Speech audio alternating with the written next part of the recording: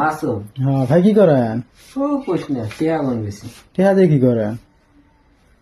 টিয়া দিয়ে কি করি গো ভাই সারাদিন আজকে মানুষ ঠগানি। আচ্ছা ব্যাপার তো আমার জানোস মানুষ ঠগানি। কিস্তি দিবেন নাকি মোবাইলের? এই কোশ্নি সারাদিন মানুষ ঠগে টিয়া গুনলেন 2550 টিয়া। তো এই 50 টিয়াটার কথা কি কবি?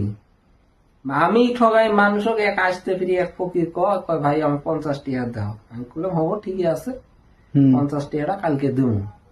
তো আসি আমি ভাবছিলাম টিয়া বুঝি হয়েছে আমার 3000 টিয়া। হ্যাঁ তো কিস্তি তুমি 3000 টাকা কি মোবাইলের কিস্তি দিবেন নাকি?